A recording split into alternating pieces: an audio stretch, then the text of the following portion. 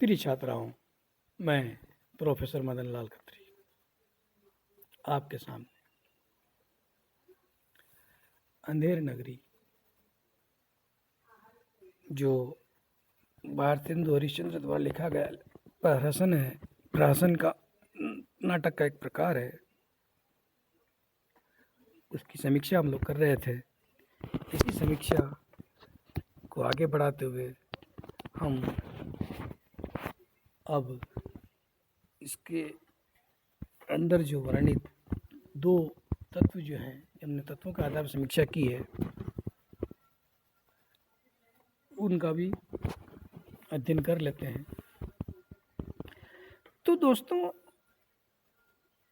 ये जो नाटक होते हैं, इनका मूल उद्देश्य मंचन करना होता है, पढ़ना नहीं होता। तो मंचन करने योग्य ही नाटक लिखे जाने चाहिए, वरना उसका कोई उद्देश्य नहीं रहेगा। पढ़ने के लिए तो कहानी, उपन्यास, काव्य, महाकाव्य, मुक्तक काव्य और भी कई गद्य साहित्य की विधाएं हैं, हर चीज़ें हमारे पास उपलब्ध है। लेकिन नाटक और एकांक ऐसी चीज़ है कि जो लगभग अभिनय करने के लिए, मंचित करने के लिए ही लिखे जाने चाहिए।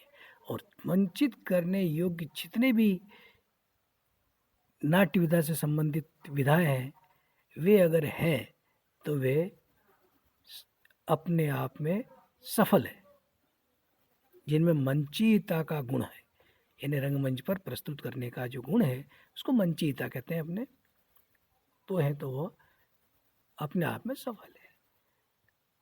और अंधेर नगरी की तो क्या बात करूं, अंधेर नगरी तो लिखा ही मंचन करने के लिए था। एक दिन में मंचन करने की हिंदू नेशनल थिएटर में बात आई, कलकत्ता इसके बनारस के दशाश्वमेध घाट पर, और वहीं उन्होंने नाटक, भारतेंदु हरिश्चंद्र ने नाटक लिख दिया। भारत भूषण जी ने इनसे आग्रह किया, लिख दिया, और पात्रों ने उसे अभिनीत भी कर दिया। तो एक साहित्यिक रंगमंच लोगों के सामने प्रस्तुत करना था, तो उसको आसान बना दिया।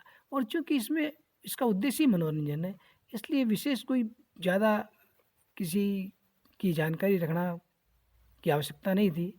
दूसरा था, अगर साहित्यकार का उद्देश्य, तो उसको उद्देश्य में चर्चा करेंगे हम लोग। पहले इसके अभिनेता के गुण, मंचन करना या रंगमंच प्रस्तुत करने को अभिनेता माना है हमने, इसकी चर्चा हम एकांकिकी में भी करते हैं और नाटक में भी करते हैं। तो उसमें भी करके देखते हैं अपने कि इसमें अभिनेता के रंगमंच प्रस्तुत करने के कितने गुणधर्म हैं। तो पहली बात अभिनेता की आती है कि इसके पात्रों की संख्या को लेकर। इस पीपीटी में लिखा है कि इस नाटक का जो पूरा नाम है अंधेरी नगरी, चौपट राजा, टकेसर भाजी, टकेसर खाजा। 6 दृश्यों वाला है, ठीक है।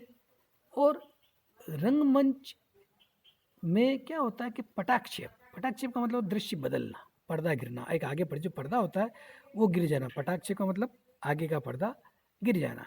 आगे का पर्दा गिर जाने के बाद पीछे की स्क्रीन जो होती है, स्क्रीन मतलब पीछे का पर्दा, और बीच में होता है स्टेज। चाहे लकड़ी का बना हो, चाहे लकड़ी का स्टेज बना हो, चाहे उसका सीमेंट कंक्रीट का पक्का बना हो, ऊपर से ढका हुआ हो, चाहे ही ढका हुआ हो, लेकिन 2 पर्दे तो होने चाहिए, एक आगे और एक पीछे। और ऊपर तो पर्दे शादी ब्याह के टेंट में भी लगते हैं, तो यहाँ भी ऊपर पर्दे लगाए जा सकते थे। मगर जो थिएटर होते हैं उनमें तो स्वयं में ही ऊपर क्या होती है, छत होती है, और दर्शकों के बैठने के लिए स्थान भी पक्के बने होते हैं, छत टाइप के, चाहे पत्थरों के बने हों उस समय या पक्के बने होते हैं।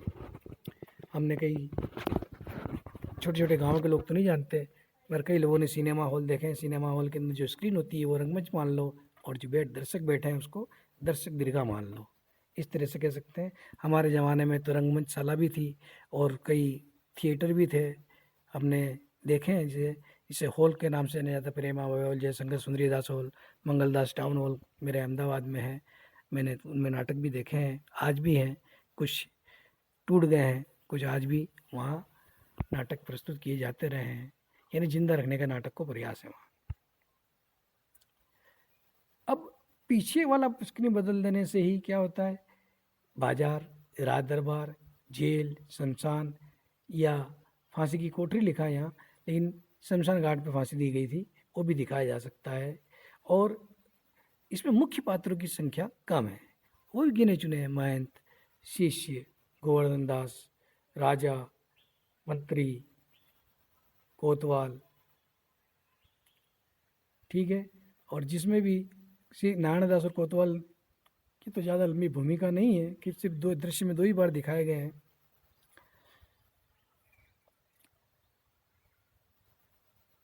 दिखने में नाटकों की भरमार दिखने में पात्रों की भरमार भले दिखाई देती हो, पर मुख्य पात्रों को छोड़कर कोई भी पात्र या चरित्र इसमें दोबारा नहीं आता। देखो, इसकी चर्चा हम दूसरे मुद्दों में भी कर चुके हैं, यहाँ भी करनी पड़ेगी, क्योंकि अभिनेता का ही एक लक्षण है। इसलिए वेशभूषा परिवर्तन कोई भी अभिनेता किसी भी किसी भी पात्र का चरित्र निभा सकता है। इसलिए क्या है कि वेशभूषा परिवर्तन से और थोड़ा सा ध्वनि परिवर्तन से भी ये पात्रों को अलग अलग रूप में अभिनेता कर सकता है। और पहले रेडियो नाटक और रेडियो रूपक के समय में तो खाली आवाज़ से हम पहचान जाते थे कि ये फलाना पात्र है, वरना आवाज़ दिखते तो थे नहीं। कभी रेडियो रूपक के ज़माने थे, हवा महल भी आया करते थे, इंस्पेक्टर रीगल वगैरह। मुख्य पात्रों की संख्या भी कम की जा सकती है, जिससे अंतिम दृश्य में नारायण दास को न दिखाएं और कोतवाल को भी न दिखाया होता तो क्या फर्क पड़ जाता। ये तो निर्देशक के ऊपर निर्भर करता है। नाटककार जो लिख दे, पर निर्देशक जो डायरेक्टर जो होता है नाटक का, वो अपने हिसाब से परिवर्तन कर सकता है उसके अंदर। पात्रों और चरित्रों के कथन भी छोटे छोटे होने से क्या होता है कि अभिनेता को स्मरण रखने में आसानी होती है। इस नाटक में गीत ज़्यादा है, तो इसकी शैली संवादात्मक गीतात्मक कह सकते हैं अपने। तो वो यह गीत होने से याद भी ज़्यादा रह जाते हैं अभिनेताओं को, और अभिनय के योग्य बना देते हैं। एक तो बार बार संवाद भूल जाए और पीछे वाला हमें बताए और संवाद बोले, उससे बेहतर कि हमें याद हो, तो अभिनय ढंग से किया जा सकता है। और धीरे धीरे जितने भी अभिनेता देखते हो आप, चाहे वो धारावाहिकों के हों, चाहे सिनेमा चलचित्रों के हों, सिनेमा के हों, फिल्मों के हों, ये सारे के सारे जितनी आसानी से अपने जो संवाद डायलॉग याद रख लेते हैं, उतना उनका अभिनय सहज हो जाता है। एक विशेषता है इन लोगों की। यूँ समझना कि सुंदर है या ये कर ले रहे इसलिए नहीं, लेकिन संवादों को, चरित्र के संवादों को याद रखना भी एक अभिनेता की विशेषता होती है। और ये जो अभिनीत किया गया था अंधेर नगरी, स्वयं भारतेंदु बाबू के समय में किया गया था। हो सकता है भारतेंदु बाबू ने भी इसमें अभिनय किया हो। हाँ, तो पुनः हम अपने उस पर लौट रहे हैं, बीच में व्यवधान आ गया था। भारतेंदु बाबू के समय में लिखा गया नाटक है, तो भारतेंदु बाबू ने स्वयं इसमें कोई भूमिका निभाई होगी, इसका उल्लेख तो मुझे तो मिला नहीं। पर भारतेंदु बाबू स्वयं नाटकों में हिस्सा लेते थे और कोई भूमिका निभाते थे, इतना जानते हैं हम लोग। कुशल निर्देशक यह नाटक सीमित अभिनेताओं में भी, सीमित संसाधनों में भी और सीमित जगह पर आसानी से मंचित कर सकता है, या उसके निर्देशन में किया जा सकता है। नाटक, फिल्म या किसी भी धारावाहिक में जो डायरेक्टर है, निर्देशक की भूमिका इसलिए महत्वपूर्ण हो जाती है कि सारा सेटअप वही करता है, इसलिए उसकी भूमिका अभिनेताओं से भी ज़्यादा होती है। कौन से दृश्य रखना और किस तरह से बोलना, ऐसा निर्धारण वो करता है। हम भले श्रेय क्रेडिट अभिनेता अभिनेत्रियों को देते हो, पर वास्तव में उसके पीछे जो हाथ होता है वो डायरेक्टर का, निर्देशक का होता है। तो अगला जो हमारा चिर परिचित जो तत्व है वो अंधेर नगरी का उद्देश्य। तो मित्रों, हर बार मैं कहता रहता हूँ कि कला कला के लिए होती है, कला आनंद के लिए होती है, मनोरंजन के लिए होती है, आदमी को दुखी करने के लिए नहीं होती। यहाँ तक कि अरस्तु ने तो ट्रेजेडी, शोकांत नाटकों को भी आनंदप्रद माना है। मतलब वो दर्शकों के साधारणीकरण के माध्यम से अंदर के भावों को तिरोहित कर उन्हें आनंद ही प्रदान करता है। उन्हें अक्सर कहते हैं कि 2 आंसू गिरा दो, रो लो तो मन हल्का हो जाता है। बस ऐसी कुछ बात है। इसलिए ट्रेजेडी को भी उन्होंने मनोरंजन के रूप में ही लिया है। दुखांत नाटक और सुखांत नाटक इस तरह के पाश्चात्य परंपराएं चलती है, हमारे यहाँ तो ऐसी रही नहीं।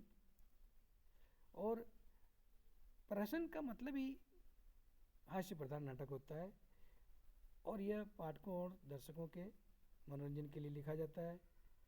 पहले ही बता दिया था कि पारसी नौटंकी कंपनियों द्वारा जब साहित्यिक कथानकों का कचूमर निकाला जाने लगा, उनका फूहड़ मंचन किया जाने लगा, यह मर्यादाहीन लिखा है, फूहड़ मंचन किया जाने लगा।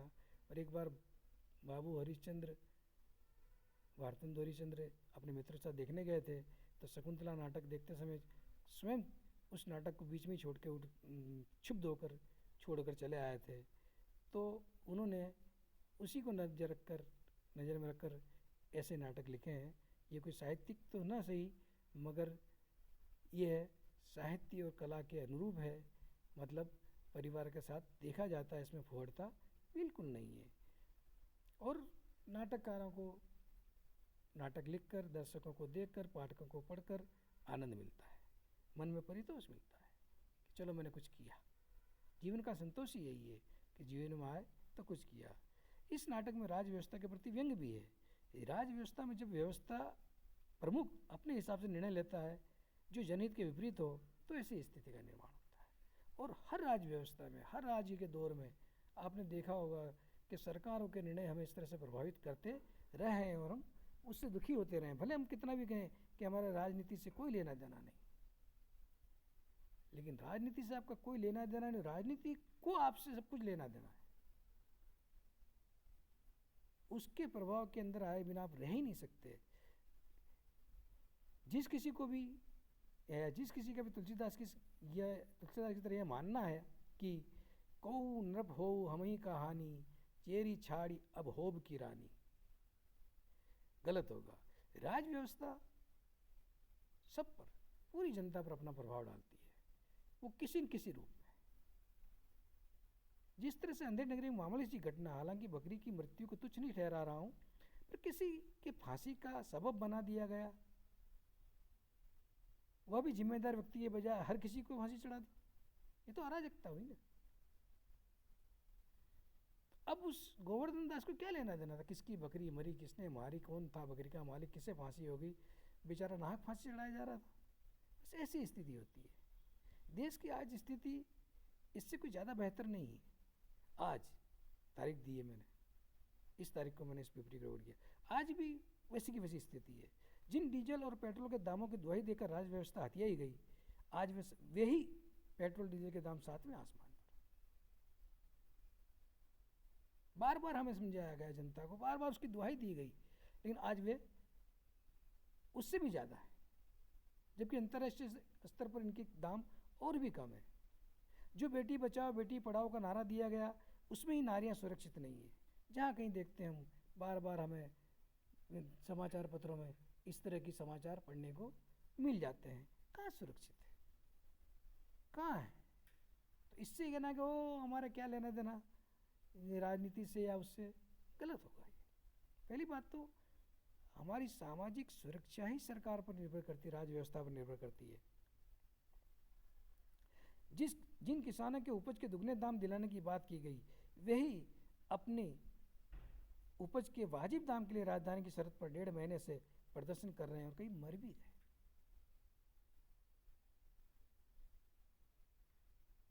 अब हम किसान नहीं है या कुछ नहीं है, ये बात करना ये अपने आप में गलत होगा। इसलिए अगर हम स्वाभाविक देश के किसी व्यवस्था के, किसी राज्य के, किसी कंट्री के, किसी स्टेट के नागरिक हैं, तो हमें हर चीज़ का ध्यान रखना पड़ेगा कि हमारी व्यवस्था कैसी है, हमारे शासक कैसे हैं, इन चीज़ों के। इसलिए राज व्यवस्था या राजनीति से भले आप सरोकार न रखते हो, वो आपके जीवन को पूरी तरह प्रभावित करती है। तो मित्रों, इस तरह से इस नाटक में जो राज व्यवस्था पर व्यंग्य किया गया है, वो आज भी प्रासंगिक है, कल भी प्रासंगिक होगी। और जैसी राम राज्य जैसी व्यवस्था की कल्पना प्राचीन ग्रंथों में की गई है, ऐसी राम राज्य जैसी व्यवस्था तो तब भी सही नहीं थी और न अब होगी, क्योंकि उस समय भी किसी को तपस्या करने के लिए फांसी मृत्युदंड दिया जाता रहा, किसी को पढ़ने के लिए। तपस्या करना मतलब पढ़ना ही मानता हूँ, मृत्युदंड दिया जाता रहा था। तो ठीक है, इस तरह से हमने अंधेर नगरी जो नाटक था भारतेंदु हरिश्चंद्र का, बाबू भारतेंदु हरिश्चंद्र का, उसकी पूरी समीक्षा कर ली। तो मित्रों, अब अगले किसी वीडियो में फिर मिलते हैं। तब तक के लिए मैं प्रोफेसर मृणाल खत्री आपसे आज्ञा चाहता हूँ।